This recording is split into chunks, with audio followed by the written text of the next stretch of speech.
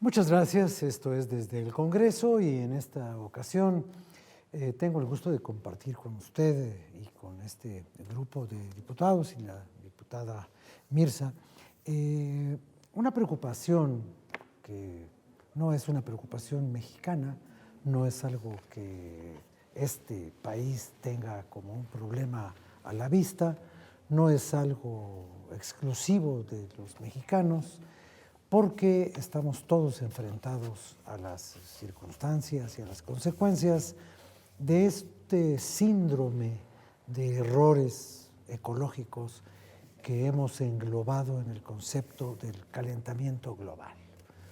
Resulta que el planeta está aumentando su temperatura, tiene fiebre, tiene como esos estados que no se baja la fiebre, y la fiebre en un cuerpo es la evidencia de que el organismo se está defendiendo de algo, de una infección, de un cuerpo extraño, de un traumatismo.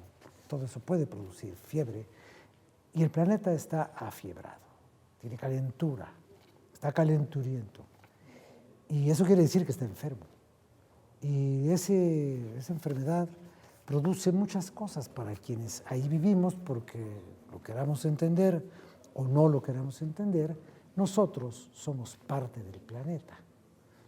Y no es que sea la casa o la nave en la que todos viajamos por el espacio, es que el planeta es una combinación de minerales y organismos vivos, y nosotros estamos viviendo las consecuencias de la enfermedad del planeta. Entonces, ellos entienden desde la legislación qué podemos hacer para curar al planeta o para no seguirlo enfermando.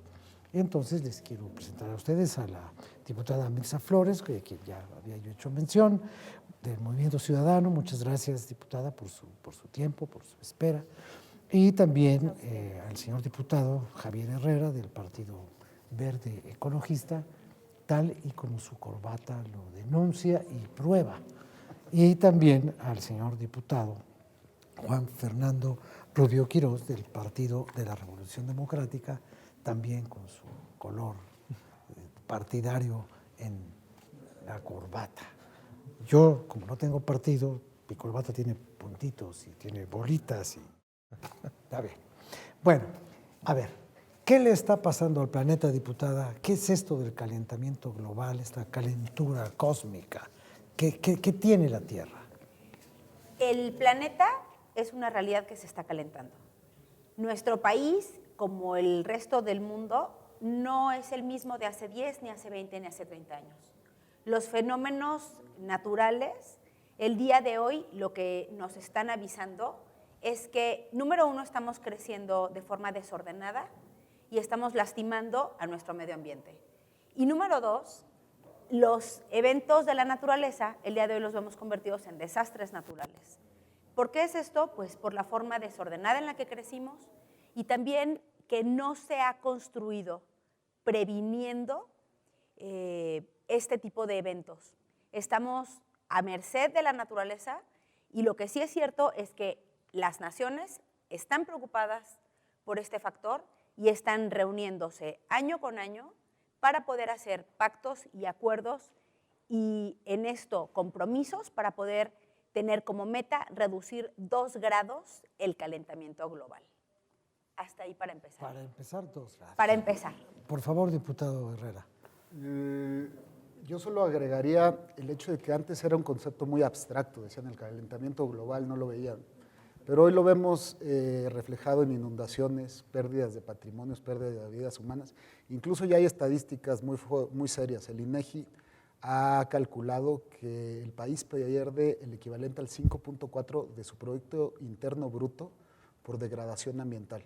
Somos un país que está estimando crecer el siguiente año en el orden del 2.5, pero perdemos por el daño ambiental el 5% del PIB.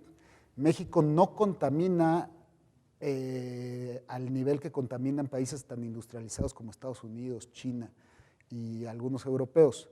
Lo que sí es que por nuestra característica, estar en medio de 2 océanos, somos altamente propensos a los efectos del cambio climático.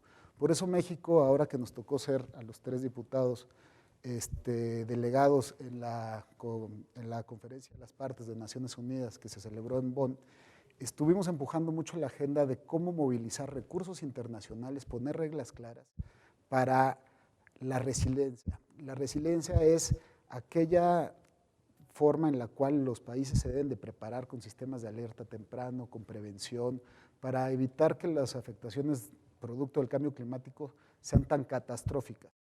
Fue la agenda que México llevó a la COP.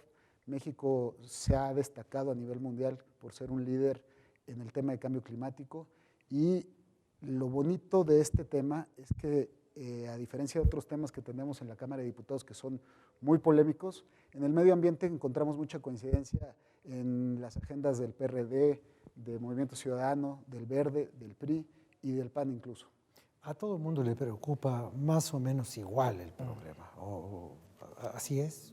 Por supuesto, el tema del medio ambiente pues no debe ni tiene por qué tener colores partidarios. Desafortunadamente tenemos que romper con inercias que ya venimos arrastrando, ¿no? Sentidos de prevención, un sentido de cuidado, un sentido de educación, pero son temas que se pueden ir corrigiendo si trabajamos de manera conjunta. Lo que tenemos que generar es una política pública transeccional, donde todos estos programas que se han venido impulsando desde 1990 y donde allá por los años 70 se empezaba a hablar ya del calentamiento global, en una sola línea. Es decir, la ventaja de México de ser un país súper o mega diverso, también es su peor enemigo, porque somos muy vulnerables a cambios climatológicos y a cualquier cosa. Pero también somos vulnerables a cuestiones geológicas. Tenemos que entender que si no somos cuidadosos con nuestro entorno, también vamos a tener una consecuencia. Por eso los programas de resiliencia, por eso los programas de ordenamiento territorial, por eso los programas de contingencia climática. Es decir, tenemos que saber convivir con nuestro entorno, aprovecharlo de manera eficiente y eficaz y poder dejar a las generaciones futuras los recursos y los paisajes que nosotros hemos disfrutado.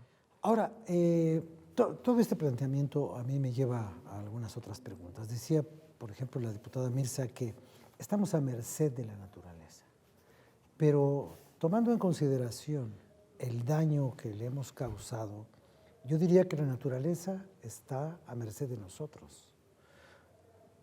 Yo no sé si hoy estemos más a merced de la naturaleza que cuando no había manos humanas alterando el curso de los ríos, haciendo presas, talando zonas forestales muy extensas. Y la pregunta que a mí me surge es esta. La degradación ambiental en su conjunto es la causa fundamental del calentamiento global, o el calentamiento global se produce por la degradación ambiental más la contaminación que producen las grandes industrias, la combustión de hidrocarburos, porque finalmente vivimos de la energía y fabricar energía tiene un desperdicio y ese desperdicio se va a la atmósfera. Y ya dicen que le hicimos un hoyo al ozono que protege como una membrana cósmica al planeta, y ya dijimos que estamos llenando de gases de carbón que producen el efecto del invernadero y el consecuente aumento de la temperatura. Entonces, si viviéramos de veras a merced de la naturaleza, compartiendo el mundo con ella, como en el siglo XIV o XII o X, tendríamos un planeta más habitable, pero menos vivible, ¿no? Bueno, aquí el asunto no es, a lo que yo me refería, y es a merced cuando ya viene un huracán y entra a una ciudad o a una isla como acaba de pasar en Puerto Rico, ya no hay manera de detener la fuerza de la naturaleza. El daño está hecho y los eventos de la naturaleza cada vez son más frecuentes. Antes se hablaba de la última tormenta más fuerte de los recientes 50 años. el último huracán más fuerte de los últimos 60 años. Y ahora es cada año, cada 5 años, cada 2 años, se están repitiendo estos eventos que son producidos evidentemente por este calentamiento global. ¿Qué debemos de hacer? Debemos de actuar desde lo individual hasta lo colectivo. Debemos de hacer puentes que crucen de la ciencia y la academia a las políticas públicas y actuar de inmediato. Ya no podemos esperar a que sea de poco a poco. El planeta nos está exigiendo que hagamos cambios de forma inmediata en nuestra forma de vida, como usted lo decía, nuestra forma de producir y consumir energía. Claro, es la que ha generado todo este problema. Bueno, y también el aprovechamiento del agua, el aprovechamiento apropiado del suelo. Déjeme hacer una pausa para seguir al próximo bloque y continuamos con este diagnóstico, porque como dice un amigo mío, dice, bueno, si no hubiera seres humanos, no habría degradación ecológica. El planeta seguiría siendo la maravilla de equilibrio que fue sin la especie más destructora y destructiva de la creación, que somos usted y yo. Yo también, usted también. Ahorita regresamos.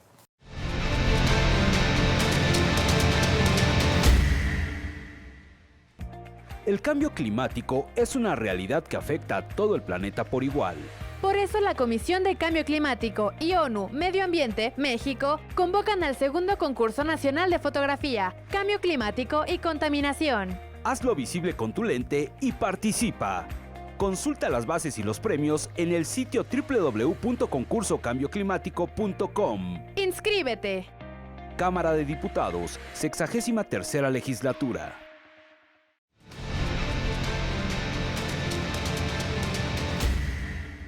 Bien, pues estábamos comentando hace unos momentos que, bueno, si todo el desequilibrio ecológico se ha producido en este planeta por la industrialización y por la actividad humana, ustedes que han estudiado esto, ¿cuándo empezó la destrucción o el deterioro ecológico causado por el hombre?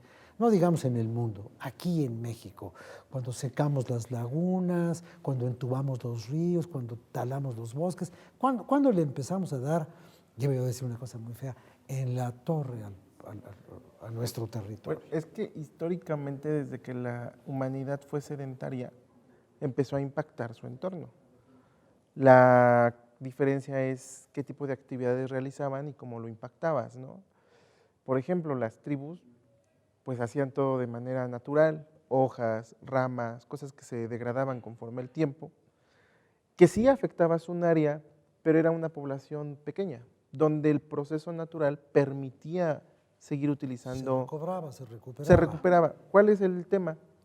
Ir creciendo esporádicamente la población. La muerte natural y el propio desarrollo de medicamentos o de medicina tradicional que detuviera las enfermedades de aquellos momentos, pues prolongó más la vida de las personas. Por lo tanto, ya no tenías un proceso natural para la recomposición del entorno. Cuando te vas hacia lugares, por ejemplo, cómo vivían nuestros antepasados, ¿no? Ellos intentaban tener un equilibrio entre el desarrollo cultural de su manera de vivir y su medio ambiente, pero tenemos evidencia de que eso, por más de que se intente, a veces no es posible. Tenemos la isla de Pascua como un ejemplo, tenemos la zona maya como otro ejemplo, donde una de las teorías es que la zona maya fue deshabitada precisamente por la falta de recursos naturales. Tú hiciste una pregunta en el bloque anterior, ¿desde cuándo está el calentamiento global? El calentamiento siempre ha existido. El tema es los mecanismos que aceleran el procedimiento. Cuando empieza la industrialización como tal, empiezas a generar altas cantidades de CO2. Por lo tanto, empieza a calentar el planeta. ¿Cuál es la diferencia? La capacidad de asimilación que tiene un ecosistema. ¿Qué más influye en la población? Nosotros somos codependientes y seguiremos siendo codependientes de la naturaleza. Para que haya salud, necesitas tener alimentos orgánicos, alimentos en buen estado, agua, ¿para qué? Para que no te enfermes. Para que tengas un entorno adecuado de vida, necesitas del medio ambiente. Al final de cuentas, por eso cuando yo digo que el medio ambiente tiene que tener su justo lugar en la política nacional, es porque de ahí sale todo. Sale la comida, sale el lugar donde vives, sale los ecosistemas, sale tu modo de desarrollarte. Es decir, somos una sinergia donde nosotros hemos abusado de esa sinergia. ¿Por qué hemos abusado? Porque hemos vertido más a los mares de la capacidad de asimilación que tienen. Hemos vertido más gases de la capacidad de asimilación que tiene. Es decir, somos casi 8 billones de personas. 8 billones de personas. Dice alguien, no sé si tenga razón, que este planeta debería tener como máximo 3 billones de habitantes. Y que hemos sobrepoblado el planeta y pues en la medida en que hay más gente, hay más consumo de cosas naturales, más necesidad de expansión territorial y más degradación ambiental. Sí. El hecho real es que había una inconsciencia total, no era un tema de la agenda nacional. La razón del, por ejemplo, el Partido Verde cuando se funda hace 30 años, lo fundaron personas que querían poner en la agenda nacional el tema de cambio climático, en ese momento eran temas ambientales. Hoy me alegra ver que todos los partidos ya en sus plataformas políticas ya lo traen como en uno de sus 10 ejes, el tema del medio ambiente. Hemos llegado como seres humanos, muy tarde al daño que le hemos hecho, pero todavía hay voces de científicos que dicen que podemos hacer algo para controlar, mitigar y sobrevivir, regresar a la sustentabilidad del planeta, aun y cuando somos una cantidad exponencial de humanos, con las nuevas tecnologías, con una responsabilidad, una nueva educación, podemos mitigar estos temas. México en concreto, como te digo, en los últimos años ha hecho mucho al respecto. No teníamos ni siquiera una ley general de cambio climático hasta el sexenio pasado. La promulgaron, pero aparte, la primera vez que tenemos una estrategia nacional para combatir el cambio climático fue en este sexenio. Se aprobó la ley de transición energética para cambiar nuestra materia energética que estaba prácticamente 100% enfocada en el plan nacional a generarse de fósiles. Ahora el 20% de nuestra energía viene de producto de fuentes limpias, con expectativas de que en los siguientes 15 años lleguemos hasta el 30%, y eso ya se empieza a ver también en inversiones. Estamos hablando que se requieren 123,000 millones de dólares para lograr esa meta. En inversiones ya se han generado al día de hoy 700,000 empleos en materia energética de fuentes limpias. Es decir, pensar en una economía verde no necesariamente está peleado con un detrimento en las aspiraciones una capitalistas de varios. No es una deseconomía. Hoy ya no. Se puede hacer inversiones rentables. Hoy ya no. Por ejemplo, yo tengo un ejemplo. Ninguno de ustedes es de Quintana Roo, pero yo tengo el ejemplo de lo que, cuando yo conocí lo que ahora es Cancún, eso era un paraíso. Ahora es una fuente de divisas, es una fuente de trabajo, es la actividad turística más importante de México. ¿A qué precio? Al que haya sido. Llega el huracán, se lleva la arena de las playas no tienen arena, hay que ir a robarse la arena de otro lado para volver a poner arena, para que la playa no quede como una muela picada. Sin embargo, si le quitamos a este país ese aprovechamiento turístico, le estamos pegando a miles o a millones, no sé, de personas. Y así hemos ido. ¿Ustedes quieren echar a perder algo? Conviértanlo en un atractivo turístico. Aquí el tema es que sí se pueden generar nuevos modelos de negocios, pero siempre poniendo como una medida transversal el cambio climático. La tecnología se puede utilizar de forma muy amigable para hermanarnos con el medio ambiente, para medir la gestión de riesgos, por ejemplo. Puedes reducir los riesgos de desastre de la mano, primeramente, de la tecnología y, segundo, de medidas en donde se frene la degradación, se frene la deforestación y en donde generemos nuevos modelos, tanto de vida, de políticas públicas y de ingresos. no está peleado, como dice mi compañero, los ingresos de nadie con la mitigación al cambio climático. Y las políticas públicas deberán de encaminarse a generar también modelos de negocio, incentivos fiscales, para que todos vayamos cambiando de manera transicional, pero rápido y eficiente, nuestra forma de vivir el mundo, porque nos lo estamos acabando y eso genera también elevados costos, no solamente en la recuperación cuando tenemos catástrofes de orden natural, sino también políticas públicas en términos de salud. La salud pública se ve deteriorada y le cuesta al país y le cuesta a las naciones. No es un asunto solamente de rehabilitarnos o de reconstruirnos, es un asunto también de preservar la salud, claro, y eso le cuesta al país.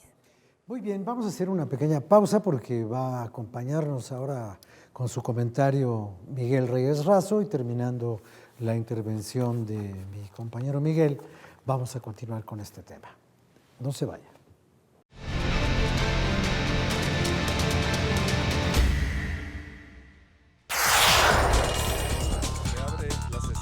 Sigue de cerca el trabajo de los diputados. Infórmate, conoce, entérate y participa. Toda la Cámara en todas las redes. Sesiones en vivo, Facebook, comisiones, eventos, Twitter y noticias. Videos, YouTube, imágenes, Flickr, podcast, SoundCloud. Cámara de Diputados, 63ª legislatura.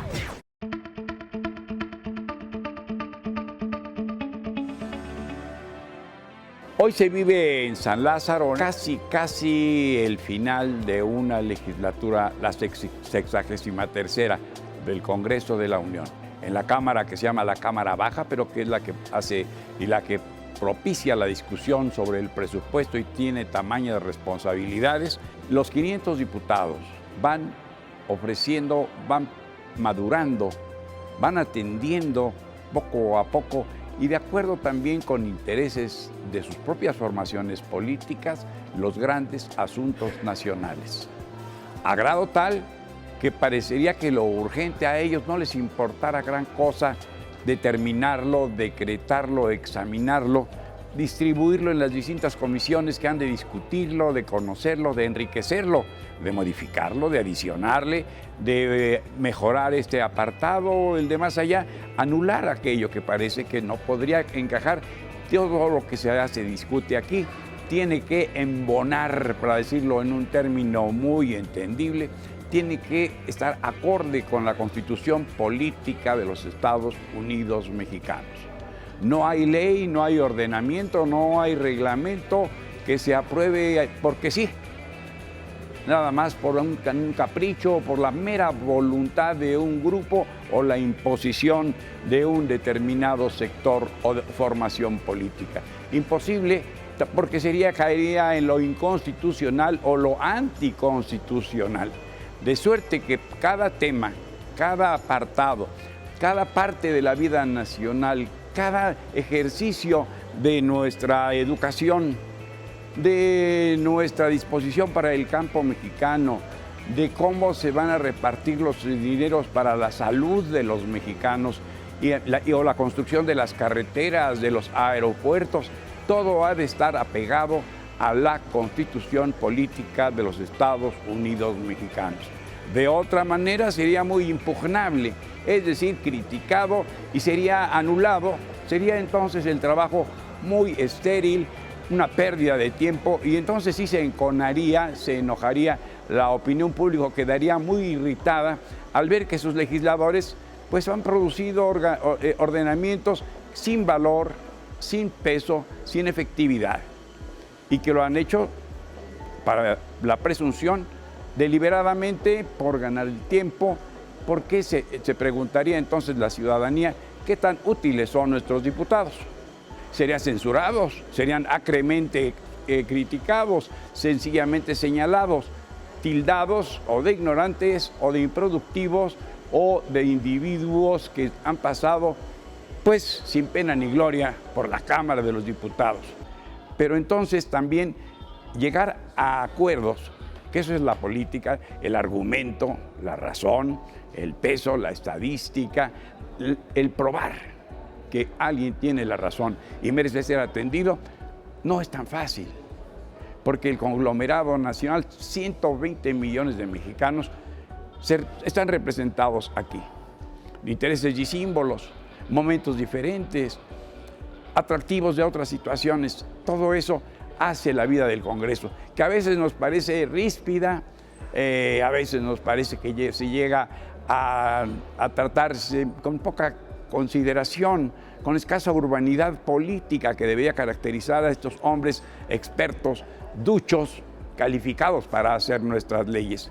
No sabemos todavía quiénes están más calificados para ello. Si acaso los 500 pueden opinar al mismo tiempo, simultáneamente y hacer coincidir su voz. No lo sabemos. Quizá en los tiempos en que un partido era dominante, como alguna vez exclamó el expresidente Carlos Salinas de Gortari, se terminó el tiempo del partido hegemónico, del partido único, que era el partido de él. Ahora concurren distintas y las más variadas fuerzas y los intereses y las corrientes políticas aquí al Congreso. Y cada corriente, y cada grupo, y cada partido ofrece una visión distinta, personalísima, única del país que quiere construir. Y entonces aporta y se discute. Y en ocasiones estas votaciones hacen una derrota, hacen el fracaso, pero el empeño, la persistencia, la insistencia se da aquí. Los resultados poco a poco los acusa la población. Poco a poco sabe que habrá más impuestos, poco a poco sabe quién irá a este cargo, cómo ha de definir el nombramiento de tales o cuales magistrados, y también allí convergen todas las fuerzas. Y también allí dicen qué características, qué habilidades, qué saberes debe poseer aquel que aspira a cierto puesto. También eso se discute aquí en el Congreso. Parece que agoniza la 63ª legislatura. Nos encontramos en este mes de diciembre, en su periodo regular que va del 1 de septiembre al 15 de diciembre.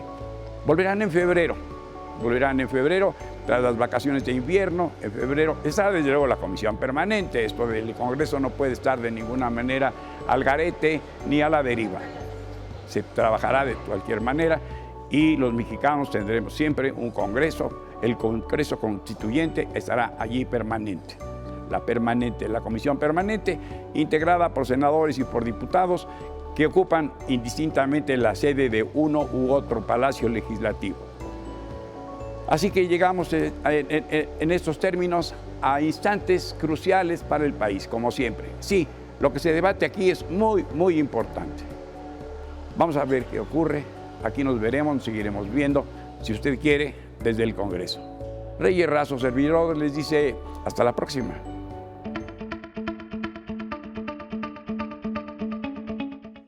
Muchas gracias a don Miguel Reyes Razo por su participación en este programa. Y bueno, a ver, hay algo que a mí me llama mucho la atención. Y es que a pesar de las advertencias, este es un tema del que los periodistas hemos venido escribiendo, yo al menos desde hace, 40 años. Y todo lo que veo son acciones públicas en sentido contrario. ¿A qué me refiero? Me refiero, por ejemplo, a la forma desordenada del crecimiento urbano. Ya no es ni siquiera lo que estamos haciendo con terrenos vírgenes o terrenos agrícolas que la ciudad se va comiendo. No, los que ya se comió desde el siglo XVI o XVII, ahí seguimos cometiendo peores errores de los que teníamos antes. Por ejemplo, en el consumo del agua, el mal consumo del agua, la densificación exagerada de las zonas urbanas. Hace 20 años, 30 años, Querétaro era una ciudad muy amable y hoy parece el segundo piso del periférico. Hoy. Toda esa zona que va para San Luis ya es una cosa espantosa. Ya no hablo de Guadalajara o de Monterrey o de Puebla o de las ciudades que alguna vez fueron ciudades medianas y ahora ya son megalópolis, ¿no? Bueno, ya Pachuca ya parece la colonia agrícola oriental. Entonces, ¿por qué de veras no se puede planear y por qué el único elemento a considerar debe ser la rentabilidad inmediata de las empresas de construcción, asociadas con el poder político? Es terrible la mezquindad de los intereses de unos cuantos en perjuicio de millones de personas. No ha habido un control, al contrario, como usted lo dice, hay una resistencia absoluta tanto de los sectores industriales, de los sectores empresariales, de los sectores de la construcción, pues en coordinación con la corrupción que generan con algunos sectores de gobierno, porque los gobiernos saben en dónde no se debe de construir, o con qué lineamientos deben de hacerse, o que según qué o cuánto deben de, o pueden hasta dónde contaminar según qué empresas, y no hay quien los frene y los detenga. Claro que hay una confabulación o podemos decir hasta alcahueterismo, vamos a decirlo de una manera ordinaria, que se alcahuetean gobiernos con iniciativa privada o con los mismos ciudadanos de a pie. No tenemos una conciencia cuando pudiera ser mucho más fácil y amigable. Claro que hay medidas de mitigación, hay medidas que podemos generar de adaptación al medio ambiente y al cambio climático. Ok, ya vivimos y hay concentraciones en las ciudades, ya está ahí el problema. ¿Cómo lo resolvemos? ¿Cómo lo frenamos? Hay muchos mecanismos, lo que pasa es que no se implementa. Uno de ellos es caminar a ciudades resilientes. Hubo en la Ciudad de México hace muchos años, en tiempo creo que fue no sé si fue de Alfonso Martínez Domínguez o de Octavio Centíes, cuando todavía existía el departamento del Distrito Federal y todavía existía el Distrito Federal, que se puso la famosa cota 200, que era decir, en los cerros que están alrededor de la ciudad, hasta aquí se puede construir. De aquí para arriba ya no se puede hacer nada.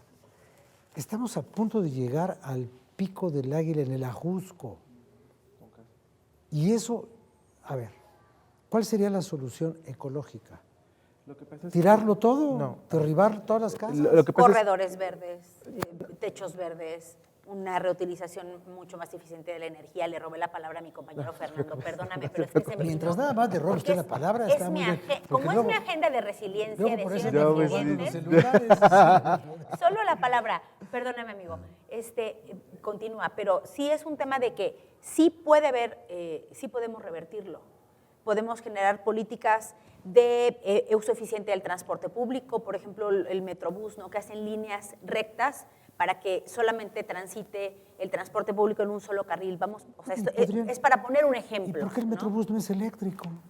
bueno, ¿Deberíamos de caminar hacia ahí? Mira, Claro, deberíamos de caminar hacia ahí. Ahí primero el tema, yo creo que sí hay que decirlo con mucha seriedad.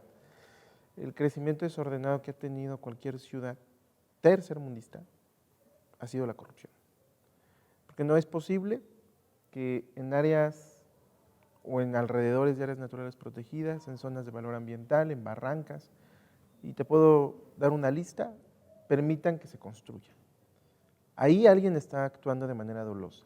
Pero es No tendrías que llegar, y perdón, aquí yo sí difiero un poco de mi compañera, no tendrías que llegar a construir a la punta de un cerro, porque de entrada no puedes construir ahí. No debiste haber Y no construido, ni en debiste la de haber falda del cerro construido ahí. tampoco.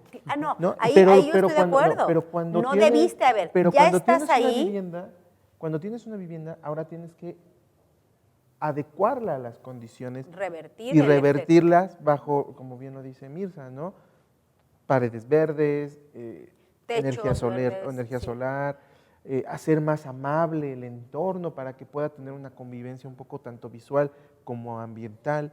Es decir, es una serie de cosas que se tienen que poner en juego. Por ejemplo, el día de hoy fui a una plática sobre economía circular, ¿no? Nosotros tenemos la visión del consumo, ¿no? O sea, como esto, ¿no? Te lo dan en una bolsa, de la bolsa, y entonces solo está esto y lo demás lo tiras. Bueno, es que entonces nosotros tenemos un problema de consumo. Lo importante en la vida es el envoltorio. Por ejemplo, la industria farmacéutica. No importa a qué huele, importa lo bonito del frasco. Y los frascos tienen figuras de muchachas, de no sé qué, de esto y del otro, de edad. Te están vendiendo la botella, no la En realidad no fragancia. te venden lo que te venden, Ese es el producto. es lo de adentro. Es como una botella de agua. ¿Quién tiene que hacerse responsable de una botella de agua?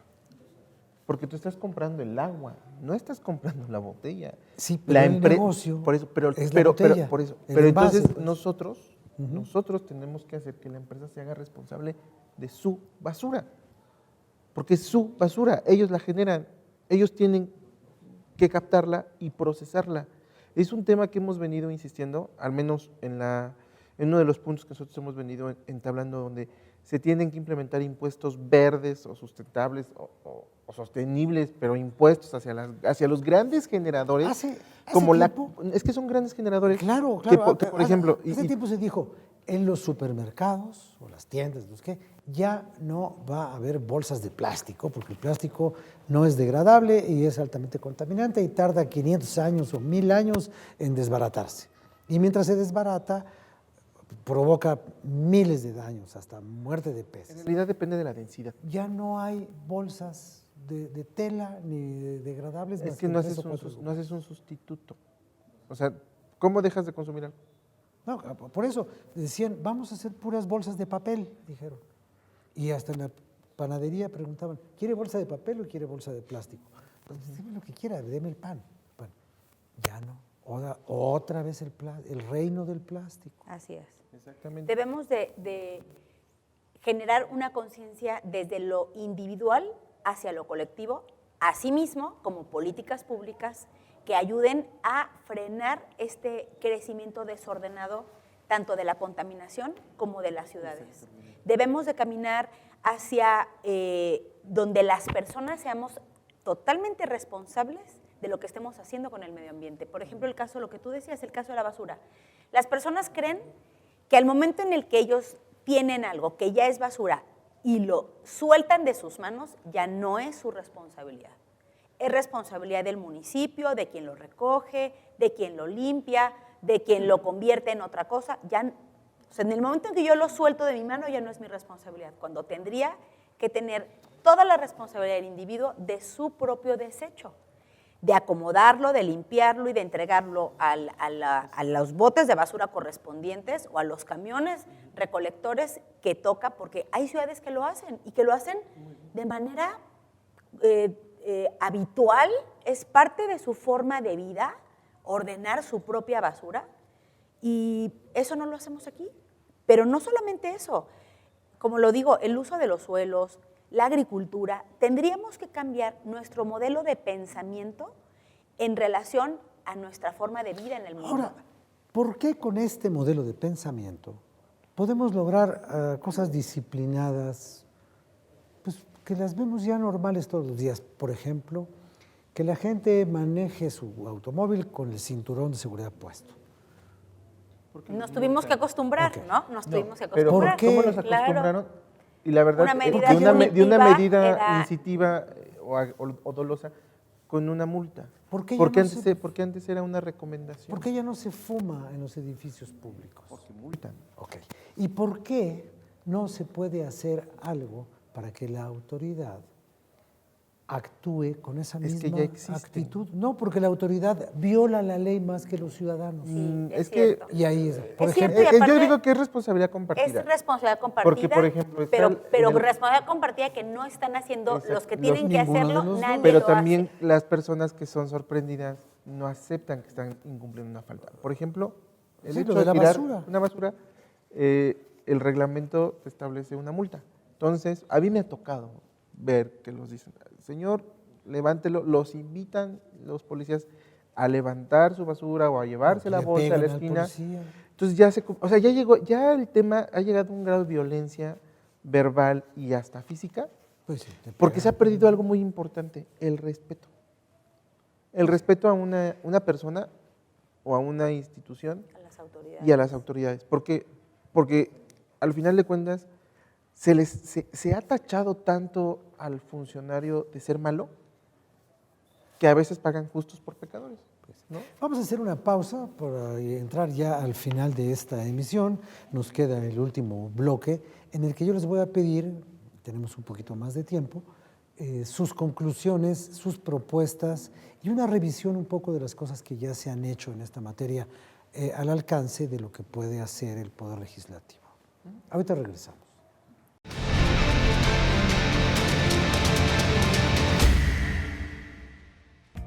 El cambio climático es una realidad que afecta a todo el planeta por igual.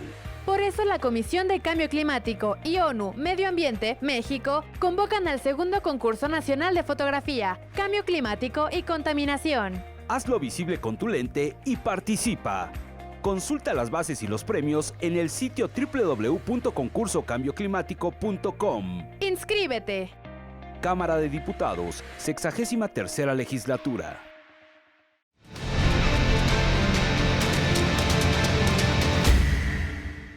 Bien, llegamos a la última fase de esta emisión relacionada con el cambio climático, con el calentamiento del planeta y pues con todas sus derivaciones y asociaciones que tienen que ver con la armonía ecológica, con el equilibrio del medio ambiente. Les quiero pedir a ustedes dos que nos hagan el favor de pues plantearnos las conclusiones a las que ustedes han llegado después de analizar este tema, han participado en foros internacionales, han estado muy en contacto con organizaciones científicas, con sociedades, con asociaciones no gubernamentales. ¿Hemos avanzado? ¿No hemos avanzado? Tenemos un panorama horrible por delante. ¿No hay solución? ¿Sí hay solución? ¿Qué estamos haciendo? Y primero las damas. Muchas gracias. Primero la dama, porque nomás hay una. Primero, comienzo agradeciendo la invitación. Gracias también a mis compañeros que nos acompañaron en esta transmisión, el diputado Javier Herrera, el diputado Fernando Rubio, que son compañeros, entre otros muchos, de la Cámara de Diputados comprometidos con el tema de acciones para frenar el cambio climático y cómo reordenar las ciudades. Ahí yo he trabajado con ellos muy de cerca. Nuestra reciente visita a Bonn, como parte de nuestras responsabilidades legislativas, fue participar en la delegación que México representaba ante las naciones y en donde se habló de generar ciudades resilientes, que ha sido pues, parte mayoritaria de mi agenda legislativa, en donde pongamos en el centro de las decisiones la responsabilidad de los individuos frente al mundo, de generar sociedades sí preparadas, ciudades preparadas y prevenidas, pero para que seamos mucho más solidarios. No es un asunto solamente de que se esté calentando la tierra, es un asunto de que se ve afectado en todas las áreas. Hay varias corrientes, como usted mismo lo decía, de pues, gente preocupada por el medio ambiente. Hay una corriente que yo he seguido muy de cerca, que son los ecofeminismos, como movimientos feministas en todo el mundo están las mujeres preocupadas por la preservación, sobre todo de las áreas naturales y sobre todo de sus entornos. Estas movilizaciones, pues no solamente hay que respaldarlas, hay que seguir como un poco los preceptos que nos están invitando a que sigamos, que es mucho el respeto al entorno, porque pues las mujeres somos quienes mayormente nos encargamos de los cuidados, no solamente de los hijos, sino de la familia y del entorno en el que vivimos. Y cuando nos enfrentamos ante la adversidad de los grandes corporativos, de los grandes intereses, de los grandes capitales que nos impiden seguir ejerciendo nuestras labores del cuidado, pues somos las que mayormente nos vemos afectadas.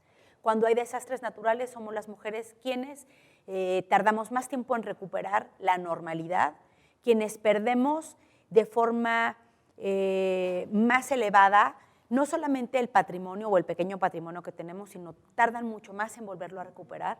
Entonces, no es un asunto solamente de números, es un asunto de hacer visible las mayores afectaciones a las personas que somos las que habitamos las ciudades. Sí hay solución, pero debemos de todos cargar con la responsabilidad que a cada quien nos toca. Ante el daño, pues ya el daño está hecho en lo que está hecho. Lo que tendremos que hacer es frenarlo de manera tajante. Y donde ya está hecho, inmediatamente implementar medidas de mitigación. ¿Qué es esto? Bueno, pues ¿Cómo generas que ya el daño que hiciste le reduzcas su afectación? Hablábamos, sí, de techos verdes, pero también hay que hablar de la parte en la que los gobiernos pueden implementar la rehabilitación, por ejemplo, de drenajes para que no haya tanto desperdicio de agua, la rehabilitación o el cambio, por ejemplo, de la iluminación de las ciudades para ir transitando hacia iluminación LED, la forma en la que pues, usan sus medios de transporte y que los hagan verdes, que sus edificios los hagan verdes. En la Cámara de Diputados hemos implementado, desde mi fracción parlamentaria de Movimiento Ciudadano, acciones dentro de la Cámara, solamente como un ejemplo de cómo podemos generar condiciones. Pues ustedes pusieron los botes, ¿no?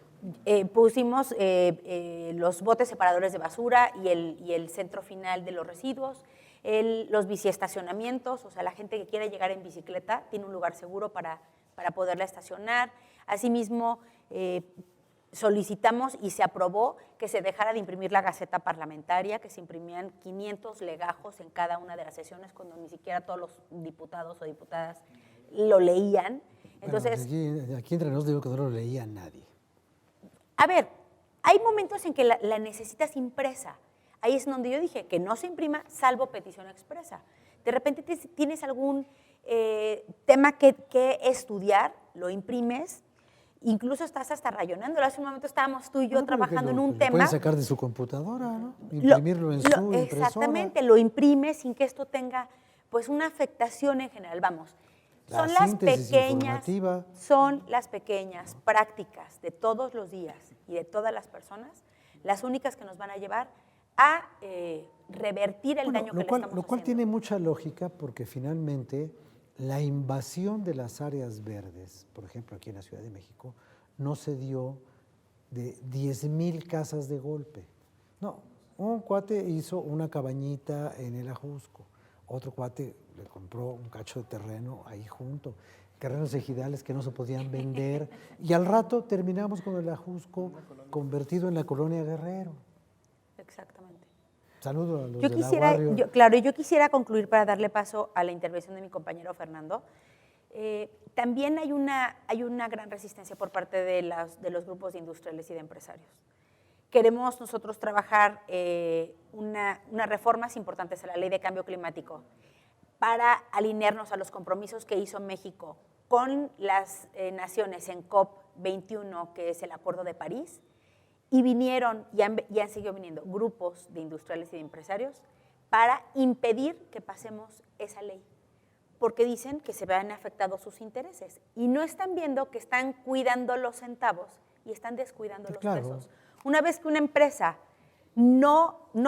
todas las empresas no fomentan el revertir su forma de llevar a cabo su modelo de negocios, pues una vez que venga un huracán, se lo va a llevar todo.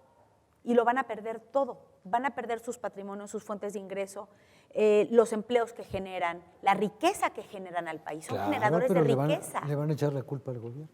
Entonces es lo que le digo, o sea, es cómo nos hacemos todos responsables, desde lo individual, los gobiernos, los sectores privados, y que entremos todos de lleno y de golpe a mitigar los efectos del calentamiento y a vivir mejor y a reconstruir mejor las ciudades. Ordenar las ciudades es tarea de todos. Muchísimas gracias por la invitación. Gracias, diputada. Por favor, diputado, tenemos 4 minutotes.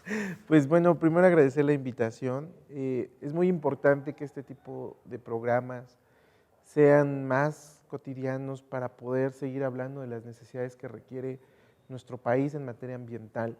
Cada uno de nosotros está haciendo su esfuerzo, sumando coincidencias, discutiendo las diferencias y llegando a grandes consensos.